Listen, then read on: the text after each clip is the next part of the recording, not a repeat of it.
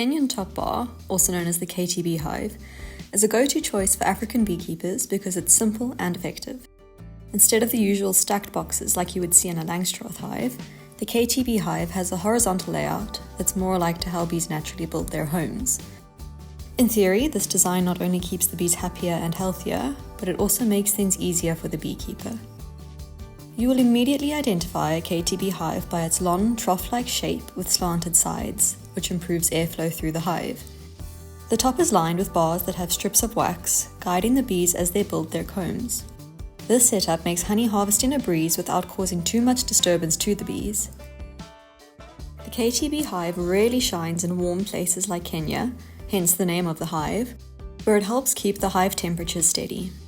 Plus, it's cheaper and easier to make than other types of hives, so it's a great option for small-scale and rural beekeepers. In this video, we are going to show you how you can make your own KTB hive. In the case shown here, the hive makers used Zambian wood species, rose and mukwa. Cedar is also a good choice for beehives because it is naturally water resistant and can withstand outdoor conditions better than many other woods without treating them. Once you have your wood of choice, you will need to cut the following parts. You can find dimension guidelines linked in the description. For the main part of the hive, you will need one bottom piece, 2 long side pieces, 2 short side pieces, and 1 piece of fine mesh. For the lid, you will need 6 pieces of long pieces of wood and steel sheets, and you'll also need some horizontal bars for the bees to make their combs. Once you have your pieces cut, you can start assembling the hive. All you need to do this is some nails and a hammer. For the hive's body, it is easiest to first assemble the 4 side pieces and then secure the bottom piece. You should have a lip of about 2 centimeters extending out the bottom of the hive to make space for the bees to land. About 1/3 of the way into the hive, measuring from the side with the lip, secure a piece of mesh to the sides of the hive and one of the bars cut for the honey guides. This is a queen excluder, separating the brood section of the hive from the part you can harvest honey from. Drill 4 to 5 holes in the side of the hive for bees to enter and exit. Make sure these are drilled into the side where the queen bee will live, on the side with the lip. One of the cardinal rules of hive construction is making sure there are no gaps between the slabs of wood.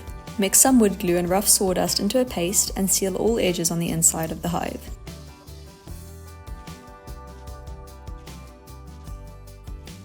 For the lids, assemble the pieces like you see here.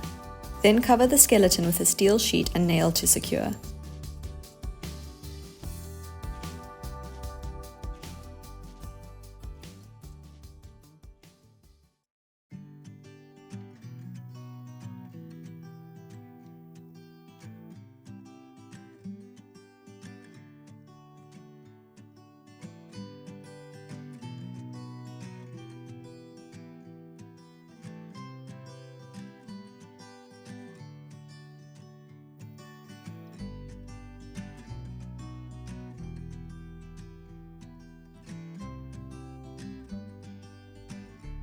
Lastly, to prime the bars for comb construction, cut roughly half the way into the depth of the wood. Melt beeswax and add a few drops of lemongrass essential oil and paint the cut with the wax. Use this beeswax and lemongrass mixture to paint the insides of your hives as well.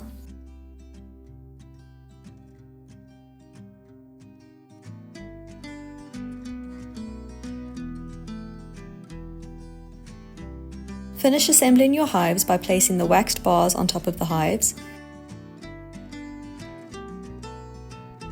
The best way to catch swarming bee colonies is to drill wire holes into the bottom of the hives and then pick an undisturbed spot in a tall tree and hang up your hive, and hopefully you will have a colony move in within a couple of weeks.